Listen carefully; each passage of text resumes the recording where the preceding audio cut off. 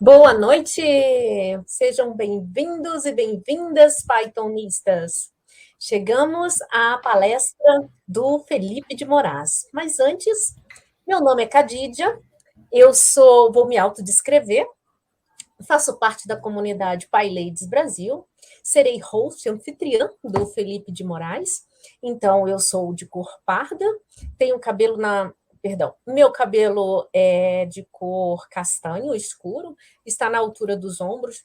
Atrás de mim tem uma poltrona onde eu estou sentada e um quadro colorido com cores vermelho, azul, amarela e uma parede verde. Pois bem, gente, inicialmente eu gostaria de convidá-los a contribuir, quem puder, com a campanha de doação para as ONGs que Mães da Favela. Né? Existe um QR Code aqui, ó, na tela, aí por meio dele você tem a possibilidade de fazer a doação que vai te direcionar ali para o Eventbrite. Bem, a palestra de agora tem como título, né? Como conseguir trabalhar para fora e ganhar o salário do meu pai de um ano em um mês? Então, o palestrante é o Felipe de Moraes, também conhecido como Felipe Python. É um engenheiro de software, cofundador da AfroPython e empreendedor carioca. E vive em Porto Alegre, Rio Grande do Sul. Vamos lá, Felipe de Moraes, conte a sua história e boa apresentação. Muito obrigada. Vamos lá. Meu slide já está compartilhando? Perfeito. Tá, então vamos lá. Acho que uma coisa importante para se falar é que toda essa palestra é baseada numa premissa de que é muito importante a gente falar sobre salário com os nossos amigos e colegas de trabalho, porque a ideia de esconder os salários prejudica principalmente os trabalhadores, porque a gente não sabe quantas outras pessoas estão ganhando. Então, um pouco dessa palestra é para a gente estimular mais pessoas a falarem sobre quanto elas estão ganhando. E uma coisa aqui que é importante de notar é que tem um erro que eu decidi mudar a palestra no meio, quando eu estava montando o nome, que não é o como conseguir, é como conseguir. Então, é a minha história e, na verdade, está num processo ainda de como é que eu cheguei a esse ponto. Mas beleza. Antes disso, eu preciso fazer uma homenagem que é bem importante para mim. Ontem, na roda de conversa da AfroPython, que abriu a Python Brasil, o Patrick lembrou de uma pessoa que era muito importante para a gente e partiu. Então, essa apresentação aqui é uma homenagem, então, em memória a Malu Viana, que é uma pessoa que é uma ativista aqui do Rio Grande do Sul, uma ativista gaúcha, que foi muito importante para a gente no começo. Aquela ali do lado da filha dela, e ela partiu mais para trás nesse ano. E outra pessoa, mais pessoas devem conhecer, é a Carol Dantas, que essa é uma foto da última AfroPython Conf, que foi em 2019, que ela foi palestrante. E são perdas muito grandes, não só para mim, mas para a comunidade Python também. Beleza, vamos voltar aqui ao quem sou eu. Eu sou o Felipe Python, algumas pessoas vão me conhecer dessa maneira. Em 2019, eu ganhei um prêmio por contribuição com a comunidade Python pela PSF. Eu também sou carioca, como foi dito na introdução. Eu sou um homem negro. Minha mãe é uma costureira, meu pai é eletricista e eu sou poliglota. Eu falo mais do que 4 línguas. Além disso, eu sou desenvolvedor e eu sou pythonista de coração. Duas coisas que eu lembrei. Eu não me autodescrevi, então vou corrigir esse erro aqui. Eu sou um homem negro, estou com uma camisa preta, com um fone de ouvido. Eu sou careca. Do meu lado direito tem uma parede cinza com alguns post-its. E do meu lado esquerdo tem uma parede branca.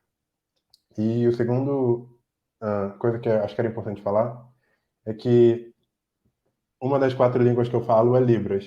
Então, o meu sinal em Libras, que é utilizado para identificar as pessoas, como se fosse um nome, é esse aqui. A história de verdade é porque eu tinha uma barba aqui, um cavanhaque, e aí esse aqui virou meu sinal. mas a história que eu gosto de contar é que assim se diz delícia em Libras. Então, isso aqui ficou o meu sinal. Mas vamos lá. Então, essa aqui é uma foto da minha família, um pouco para contar de onde é que eu venho. Meus pais não são ricos, minha mãe é costureira e meu pai é eletricista. Esse no meio é meu irmão, e ali em cima é o meu irmão mais novo, e em cima é o meu irmão mais velho. Ao lado dele está minha cunhada Letícia. E isso é um pouco para mostrar que eu não tenho nada especial para chegar onde, no ponto que eu cheguei. Então, esses aqui são os meus pais, e mais especificamente essa aqui é a minha mãe. Esse também foi a última vez, então foi em novembro do ano passado, que eu vi a minha mãe pessoalmente, porque no início desse ano, em janeiro, ela contraiu Covid e ela não voltou para casa, ela faleceu. Então, deixo essa história que é muito triste, mas eu quero incentivar você a tomar sua vacina, a se proteger, usar máscara o máximo que você puder, para que a gente possa sair dessa e ano que vem a gente possa ter um evento presencial, por exemplo. Mas o mais importante é a gente não perder as pessoas que a gente ama. Então, tome essa vacina, cuide de você e das pessoas que estão à sua volta. Beleza, vamos voltar de volta à palestra. O IBGE diz que essas aqui são as classes, né? Então, para você estar na classe A, você tem que ganhar acima de R$ 22.000, que são 22 salários mínimos. E, então, tipo, para quem está na carreira de dev ou na área de tecnologia, é relativamente alcançável alguns desses números. Por exemplo, pessoas que são sênior ou plenas conseguem ganhar salários que estão ali na classe B e C, enquanto pessoas que estão no começo da carreira já conseguem ganhar salários da classe D. Meu pai, como eletricista durante mais de 30 anos, esteve sempre na classe D. Então, isso aqui é um pouco da dica do título da palestra. E eu vou falar sobre meus salários, vou falar de uma maneira aberta, vou mostrar os números mesmo, um pouco para incentivar que outras pessoas conversem sobre esses números também, não mantenham segredo. Porque, como eu disse mais cedo, quem sai prejudicado principalmente são trabalhadores, porque acabam não sabendo quanto seu par ganha, e aí, de uma perspectiva bem capitalista, para quem emprega, quanto menor for o seu salário, melhor, porque a margem de lucro para essa empresa, para esse empregador, é maior. Beleza. Então, em 2015, eu saí do Rio e vim para Porto Alegre, e o meu salário era de R$ 2.528,73. Eu era um dev júnior, eu estava entrando na TW, e foi uma experiência muito importante para mim. Depois de 4 anos, mais ou menos, eu fiquei quase 5 anos nessa empresa, eu cheguei ao patamar de sênior e eu ganhava R$ 8.627,06. Esse foi o meu maior salário. Mas eu sabia que, olhando para outras pessoas à minha volta e tendo conversas sobre salários, eu sabia que esse salário não era muito alto, apesar de eu gostar de trabalhar na empresa. Mas todo mundo tem que pagar boleto. E, especialmente, eu preciso sempre ajudar os meus pais, que é o que eu faço há muito tempo e é importante para mim. Então, eu comecei a procurar outras oportunidades, e aí surgiu essa empresa que eu fui trabalhar, que é de São Paulo. Então, acho que o primeiro passo que eu dei na direção de ter um salário um pouco maior e trabalhar na empresa que eu gostaria de trabalhar foi ir para essa empresa em São Paulo, porém trabalhando remoto, daqui de Porto Alegre, desse mesmo escritório que vocês estão vendo. Então, e esse, pô, foi um salto gigante para mim. São quase R$ 6.000, são mais de 70% do meu salário naquele momento. Eu fiquei super feliz. Eu estava no melhor momento da minha carreira em termos de experiência de trabalho e de salário também. Então, isso foi muito bom. Mas aí, aqui começa a história de como é que eu comecei nessa escalada profissional para ganhar o salário que o meu pai ganha em um ano, em um mês. Beleza.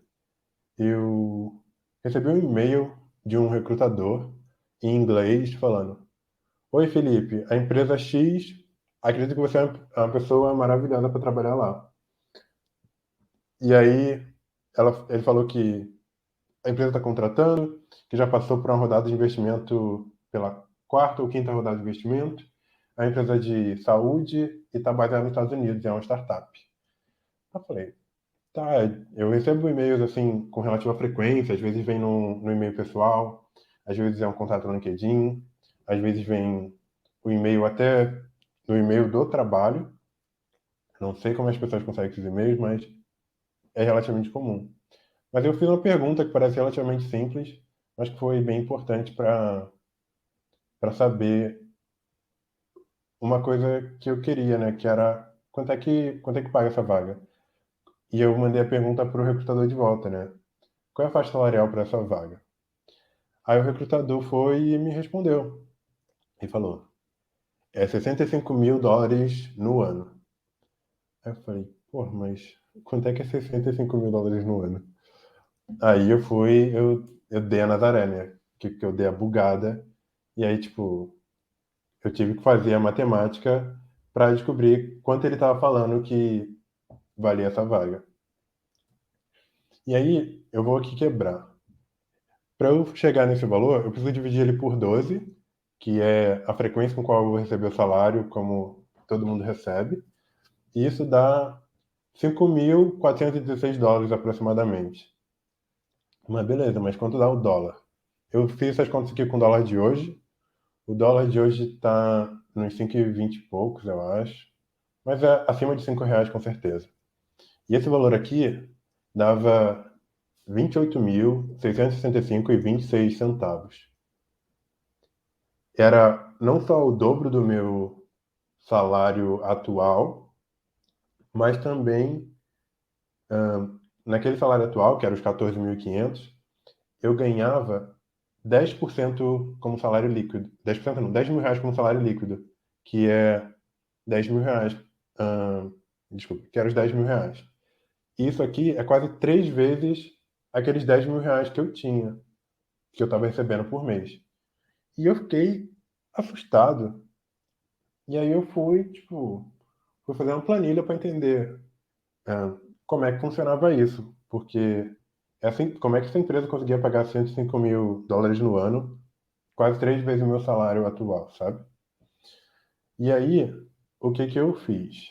Eu peguei e fui olhar uma empresa que eu achava que era referência, que tinha uns salários que eu podia usar como referência, e eu queria entender também quanto é que as empresas estavam pagando.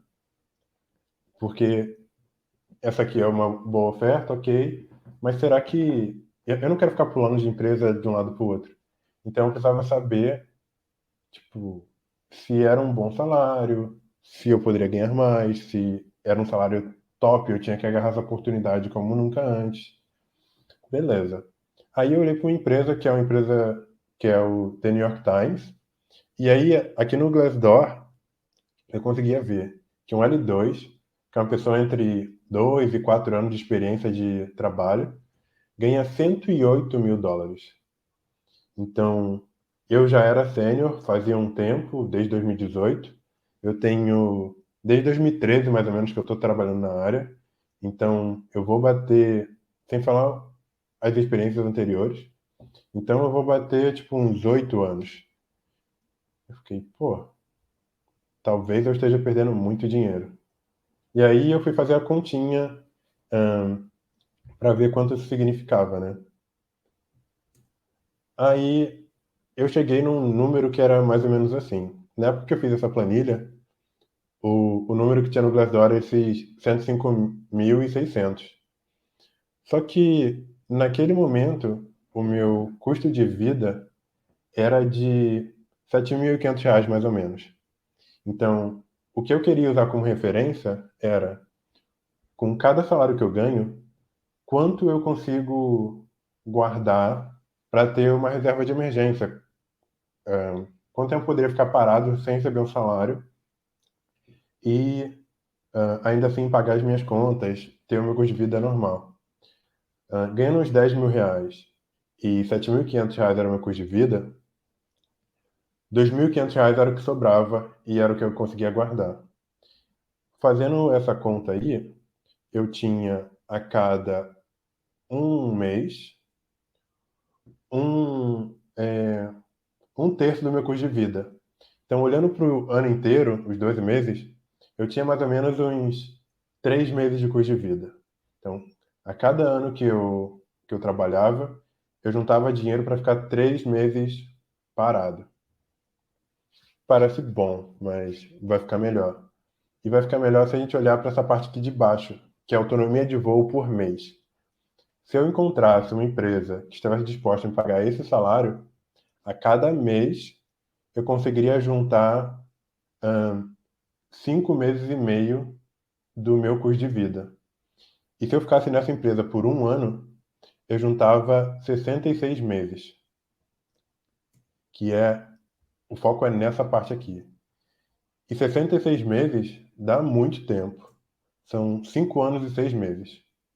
Então, eu definitivamente estava feliz com o que eu estava ganhando, mas existia a possibilidade de ganhar muitas vezes mais do que eu estava ganhando. Mas, como nessa continha aqui, eu tenho o ano também que eu precisaria gastar algumas coisas e tal. Então, eu não guardaria todo esse dinheiro. Eu conseguiria guardar 4 anos e 6 meses do meu custo de vida.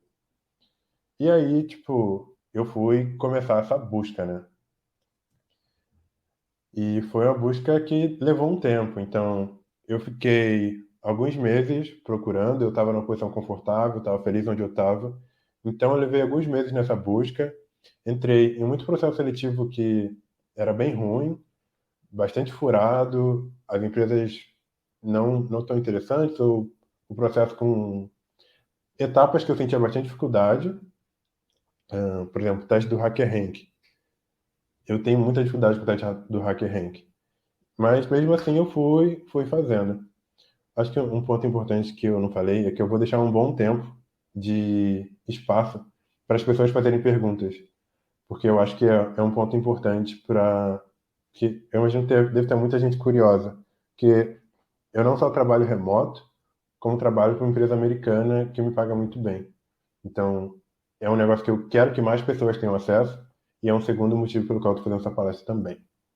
Beleza. Então, a pergunta mais importante nessa busca era, ao invés de entrar em todo o processo seletivo que me chamavam, e tinham processos seletivos demais, então eu tinha que ser um pouco mais seletivo, eu fazia uma pergunta de cara para quem estava tentando me recrutar, eu me convidando para participar de um processo seletivo, que era, qual é a faixa salarial dessa vaga?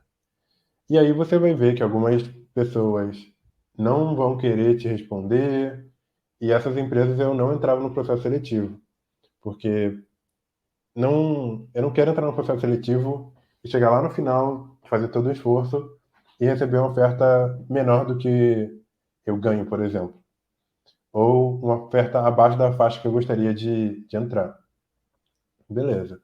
Algumas coisas que me ajudaram nessa busca foram alguns sites, e aí eu conversei com pessoas que eu conhecia que estavam trabalhando para fora, e eu pedi para elas me indicassem, coloquei o meu LinkedIn todo em inglês, porque o meu foco era em empresas que estavam fora do país, porque por mais que eu estivesse numa empresa muito boa, eu não conhecia nenhuma empresa brasileira que poderia competir com esse nível de salário. Então, na minha perspectiva, não era atingível o salário se eu trabalhasse numa empresa dentro do Brasil. Beleza. Falei com as pessoas, conversei um pouco para entender como é que era o processo e tudo mais. Arrumei o meu LinkedIn, deixei o meu LinkedIn em inglês e focado nas vagas que eu queria buscar. Isso é bem importante. E aí tem alguns sites que olham para esse tipo de empresa e fazem uma coisa que eu gosto muito. Em alguns sites, as empresas compartilham a faixa salarial das vagas. Então, eu dava preferência para essas oportunidades ou esses sites, porque era mais direcionado para o que eu queria. Então, o Angel.co é um bom site, é um site cheio de startups. Você pode buscar pela tecnologia, por faixa salarial, se é uma startup. Tem várias características que você pode filtrar lá. Beleza. O Flatword também é bem parecido. Dois sites que eu descobri depois, mas acho que eles são importantes. É o 4D, é o Remote OK, vou falar na ordem. Remote OK, que é focado em trabalho remoto, mas você também consegue selecionar por tecnologia, por faixa salarial, e isso é massa. E aí, o site que eu achei o mais interessante de todos, na real, é o 4dayweek.io, que é um grupo de. É um montão de vagas de empresas que trabalham 4 dias na semana, ao invés de 5, que é o que a gente está acostumado. Então, ao invés de trabalhar de segunda a sexta, essas empresas trabalham de segunda a quinta. E muitas delas pagam, a maioria, pagam um salário normal, como se você trabalhasse de segunda a sexta. E isso dá um final muito bom para mim, que eu gosto de trabalhar em empresas que se preocupam com as pessoas. Então, o fato da empresa decidir ter 4 dias de trabalho na semana ao invés de 5, me fala muito sobre a intenção dela de cuidar das pessoas. Então, esse site é um. Não, eu não consigo filtrar por faixa salarial, mas eu consigo filtrar por tipo de tecnologia. Então, é um bom site também que eu recomendo bastante. Mas beleza. A minha primeira oferta foi de US$ 48 no ano. Essa foi a primeira oferta que eu achei boa, interessante. Eu fiquei, acho que acho que eu vou conseguir alguma coisa. Mas eu não sabia. Eu sempre tinha dificuldade de fazer essa conta, né? US$ 48 mil no ano dava 4 mil. Opa, US$ 4 mil por mês. Aqui tem um errinho. US$ 4 mil por mês. E, consequentemente, R$ 21 mil por mês também. Aqui tem outro errinho. Beleza. Mas aí eu acho que essa proposta era ok, mas não era exatamente no ponto que eu estava buscando. Mas aí veio a proposta que eu finalmente aceitei. Ainda não estava no ponto que eu gostaria, mas já era o suficiente para eu aceitar. Mas aí a pergunta do início da conversa: quanto é que o meu pai ganhava para eu conseguir ganhar o salário que ele ganharia em um ano, em um mês? Meu pai é eletricista há, há mais de, acho que quase 30 anos. Ele tem 61 hoje. Então, a vida toda dele, com 3 filhos, ele conseguiu, e ele normalmente era o principal provedor financeiro da família, ele fazia por volta de R$ 2.500 por mês. Então, fazendo a continha, para eu chegar no que o meu pai ganharia de maneira simplificada, eu não estou considerando férias, 13º, outros benefícios da CLT, por exemplo. Mas eu precisaria pelo menos ganhar R$ 30 mil. E aí, na proposta que eu aceitei, eles me ofereceram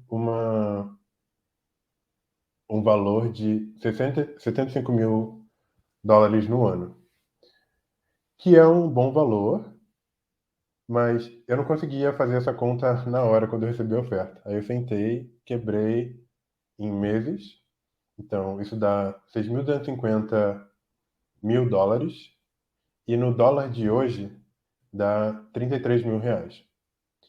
E esse é o tipo de coisa que faz com que seja importante trabalhadores ajudarem uns aos outros. É muito do que acontece na comunidade Python e é muito do que acontece quando a gente consegue conversar abertamente sobre salário. Então, uma coisa que me ajudou muito nesse processo foi também conhecer outras pessoas que estavam trabalhando para fora e estavam recebendo um ótimo salário, com a mesma experiência que eu, e eu fiquei, pô, acho que eu vou tentar isso. Mas se eu não soubesse que essas pessoas, ou que esse e-mail tivesse chegado para mim, eu talvez nunca tivesse tentado. E aí eu estou no sétimo mês, não sou rico ainda, mas é um salário que eu nunca imaginei ganhar na minha vida. Então, acho importante que outras pessoas saibam que isso é possível. Eu ainda tenho bastante tempo na palestra, eu tenho uns 22 minutos e eu vou deixar uma boa parte desse tempo para a gente conversar no final. Então, se você tiver perguntas, prepara aí seu Discord, mande suas perguntas que eu vou responder todas elas. Beleza. Como é que eu faço para receber esse dinheiro? Tem dois caminhos só e caminhos legais para você receber dinheiro. Você pode receber através da pessoa física com o Carnê-Leão. O que é o Carnê-Leão? Carnê-Leão é uma maneira de você recolher imposto pelo dinheiro que você está recebendo. Quando você recebe como trabalhador CLT, uma parte do dinheiro que você recebe fica com a empresa, e isso se chama imposto recolhido na fonte. Então, antes de você receber o dinheiro, esse dinheiro já foi recolhido por você. Então, o Carnê-Leão é o contrário. A responsabilidade de pagar o imposto sobre aquele dinheiro que você está recebendo é sua. Então, você tem que ir no site da Receita Federal, gerar esse Carnê-Leão e pagar. Só que, dessa maneira, você acaba pagando muito imposto.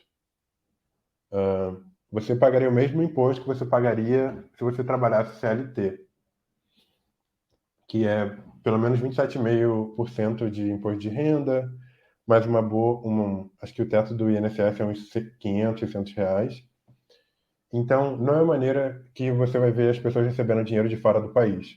Dificilmente você vai ver alguém recebendo através desse formato.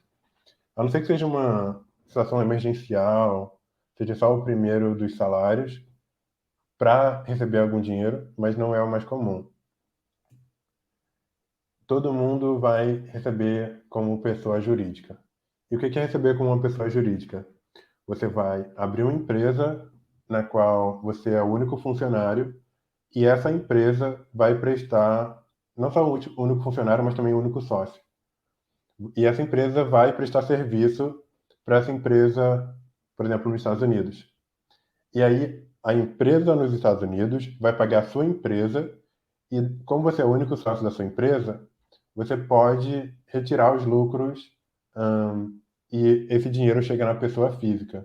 Então, tem muito mais detalhe que eu posso responder. Deixem suas perguntas aí. Eu vou tentar ser breve para a gente ter bastante tempo para as perguntas. Mas esse é o caminho que as pessoas usam bastante. Comparado com outro modelo, a quantidade de imposto que você paga é bem variável, mas vai entre 3% do que você recebe e 15%, 15,5% do que você recebe, que é muito menos do que os 27,5% que você pagaria se você fosse CLT ou se você recebesse como pessoa física através do Carnê-Leão. Algumas pessoas vão perguntar como é que faz o imposto não, a declaração do imposto de renda desse dinheiro todo que você está recebendo. A empresa tem o seu próprio imposto de renda e a pessoa física também.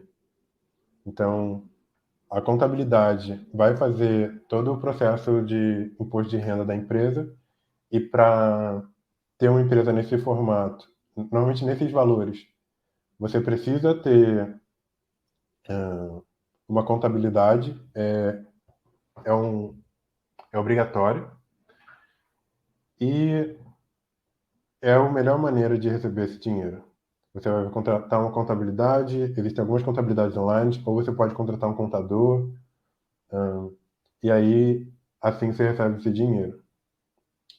Beleza, mas aí o que eu preciso para conseguir essa vaga que paga caminhões e caminhões de dinheiro?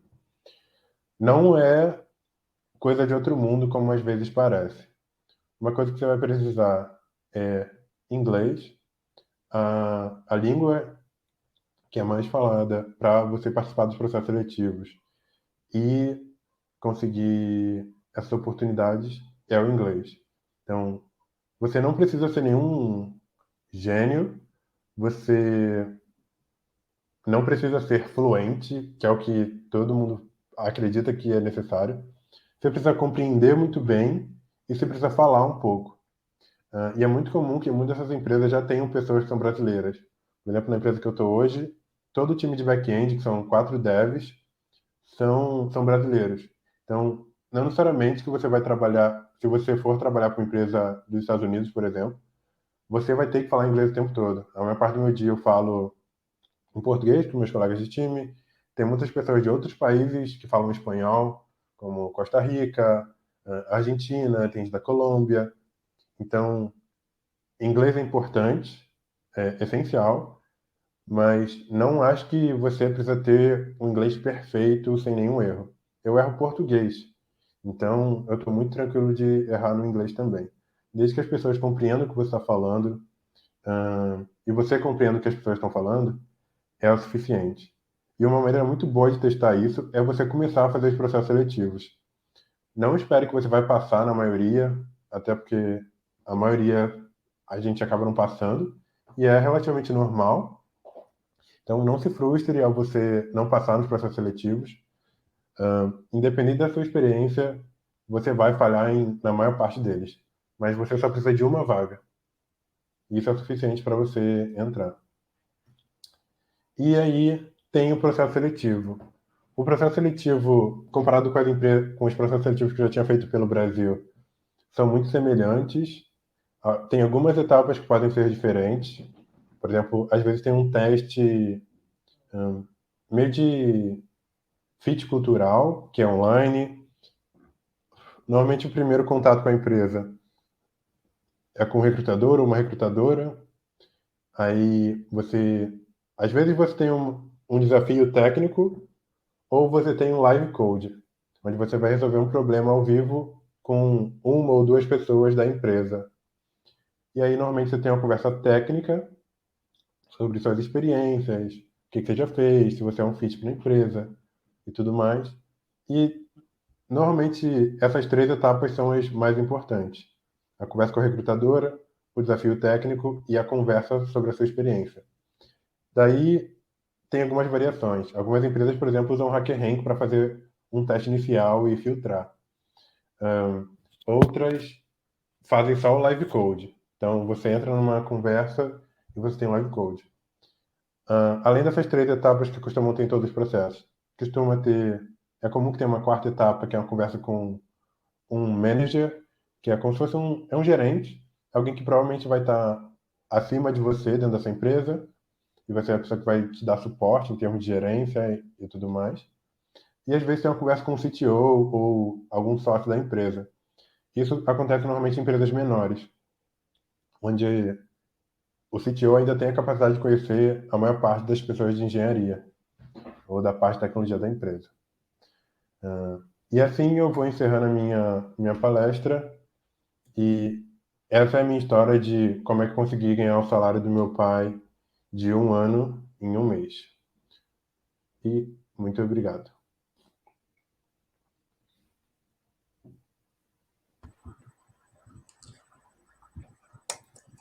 Felipe, extraordinário. Obrigada por compartilhar conosco tanta força no início da sua fala, né? O quanto tem sido difícil e o quanto cuidadoso você tem sido com você mesmo por essa passagem, por essa trajetória, por esse momento de vida.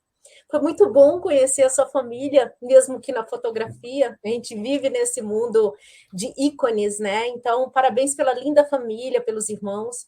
Muito obrigada por toda essa trajetória, que isso nos anima, isso nos dá referência. Parabéns, Felipe. Obrigado. Disponha. Olha, vou confessar, foi a trilha que eu participei aqui como host que tem mais perguntas. Então, dessas, eu selecionei as primeiras por uma questão de dar ordem, né, dentro do processo, mas te convido para você responder ali, que a gente tem aqui mais 10 minutinhos, né? Então, vamos lá. Primeiramente, o Vini Antunes, ele pergunta o seguinte, na verdade, ele comenta, né? Já estou criando a função em Python aqui para me retornar o valor em reais por mês, né? Como parâmetro para valor em dólares por ano. Então, essa já é uma oportunidade, né? Mediante esse cálculo, né? Da gente já ter essa planilha aí, né? Em Python. Muito bom. Bem, o Bernardo Tussi, Turci, perdão, Bernardo, ele pergunta o seguinte: qual a sua educação? Ensino técnico e graduação? Como é que se deu essa sua formação, então, para a área de desenvolvimento de sistemas ou programação? Eu posso falar da minha formação, mas eu não mencionei aqui porque não é algo essencial para você trabalhar com uma empresa de fora e tudo mais. Normalmente você precisa de uma graduação quando você vai imigrar de país. O meu objetivo não era imigrar. O meu objetivo era receber em dólar e gastar em real.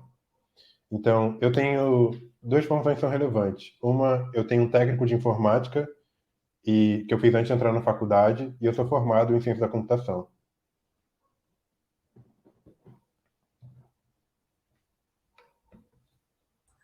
Meu mouse sumiu. Muito obrigada, excelente, parabéns por essa formação na área. O Ramon pergunta o seguinte: como montar um currículo em inglês e um em LinkedIn? Apenas traduzir basta? Montar um currículo é uma pequena arte, né? Traduzir é importante, mas às vezes se você traduz através de uma ferramenta automática, não tem o significado exato que você queria transmitir. Então, faça a tradução, coloque seu currículo em inglês e peça para alguém revisar. Se você, mesmo que você saiba inglês, é bom ter a opinião de outra pessoa. Então, esse é um ótimo caminho para você. Primeiro, os recrutadores de outros países vão saber o que está no seu LinkedIn. Se você manda o currículo em português ou em português normalmente, você não vai conseguir ter tanto contato desses recrutadores. E você pode gerar o seu currículo a partir do LinkedIn. É o que eu faço. Eu deixo meu LinkedIn bem arrumadinho e gero um currículo ali. Sempre que alguém pede meu currículo, eu gero e envio. Sensacional, estratégico, né? Mas vamos lá. Obrigada. O Marcelo, o Marcelo Moraes, né? Pergunta o seguinte: você acha viável começar na área já trabalhando para fora? Eu tenho um amigo que ele não. Ele está transicionando de carreira, ele já transicionou, na verdade. Ele é um desenvolvedor e ele já sabia inglês quando ele estava transicionando. Então, ele tem 3 experiências de trabalho, as três experiências são trabalhando para empresas de fora do país. Então, é possível sim. Maravilha. Eu pulei o Wallace, mas eu volto no Wallace agora. Wallace Silva. Ele fez a seguinte pergunta: como foi o inglês nesse processo todo? Teve que estudar muito ou teve experiência profissional com inglês antes de trabalhar fora? Eu tive experiência profissional com inglês antes de trabalhar fora. Eu comecei a estudar inglês bastante tempo atrás. Eu fui para Índia em 2015, eu fui para Índia e Chile. Eu fiquei um tempão fora em 2018. Eu falava inglês o tempo todo. Não era intercâmbio, era trabalho, mas eu tinha experiência de falar inglês fora do país, que me deu mais segurança. Porém, eu tenho vários colegas nessa empresa, e em outras empresas também, que não têm o inglês perfeito. É uma crítica, é uma autocrítica muito grande que eu conheço muitos brasileiros que têm, tipo, eu acho que eu estou falando e eu não estou sendo compreendido, ou meu inglês não é bom o suficiente. Mas você não é a pessoa que tem que avaliar. Quem tem que avaliar é a empresa. Você só participa do processo seletivo e faz a sua parte. Não tem muito como a gente saber o momento certinho que o inglês está bom para começar a aplicar. Faz o contrário. Começa a aplicar. Se não der certo, você vai pedir um feedback, vai entender o que você precisa melhorar no seu inglês. E se der certo, sucesso. Você só continua sem preparação nenhuma necessária. O que você pode fazer de treinar assim é fazer uma entrevista com um colega fictícia, só para você se adaptar, saber como é que é, as pessoas ficam nervosas. E quanto mais entrevista você faz, mais você vai pegando casca e vai ficando mais tranquilo para fazer entrevistas. Maneiro, gostei do pegando casca, né? Uhum. Resiliência, né? Vamos adiante, gostei muito. Olha as soft skills aí, ó. Maravilha.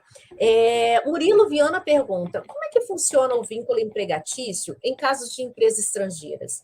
Mantém a CLT? E a taxação de impostos, como é que funciona? O vínculo empregatício é muito pequeno, não tem CLT, então uma das coisas que eu levei em consideração é eu preciso me proteger, que é o que a CLT faria por mim. Então, algumas coisas que a CLT te dá.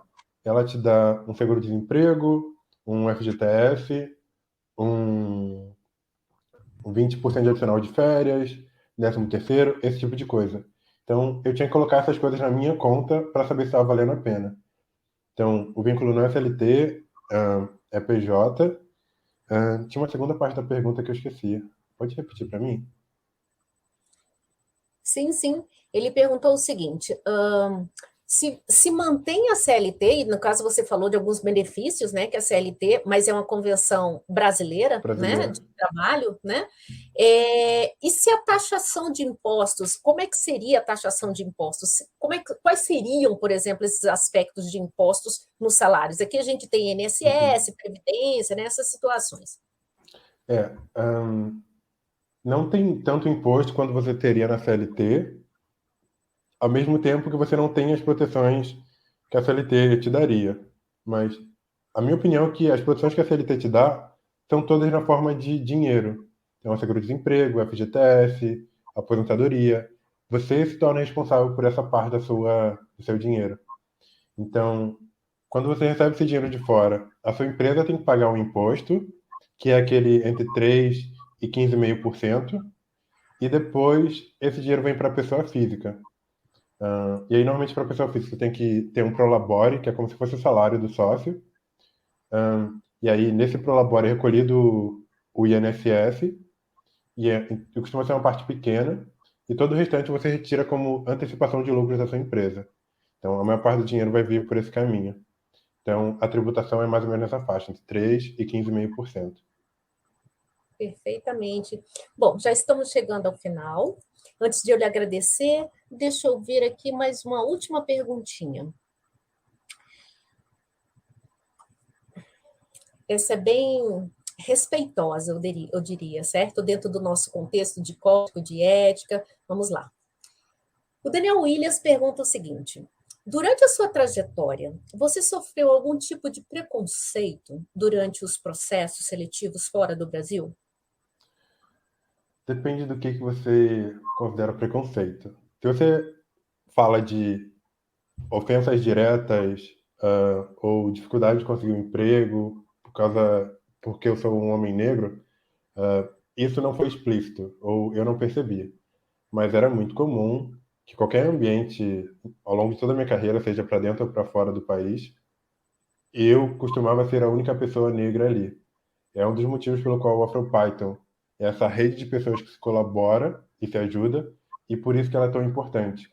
Muitas pessoas às vezes não entendem isso, mas você está num espaço onde você é a única pessoa que se parece com você, para não ter nenhuma outra pessoa negra, e no Brasil a população negra é mais de 50% da população, é muito estranho. E essas pessoas não estão representadas na TI. Então a resposta é não, ao mesmo tempo que dos brasileiros que eu conheço que trabalham para fora, pouquíssimos deles são pessoas negras. E mesmo na galera de tecnologia, são poucas pessoas também. Então, o preconceito se manifesta Obrigada, de outras maneiras. Felipe. Muito obrigada. Obrigada a todos que participaram aqui. Felipe, vem para o Pode deixar. Eu vou lá no Discord e vou continuar respondendo a galera. Palestra Relâmpago. Até mais. Tchau, Obrigada. tchau.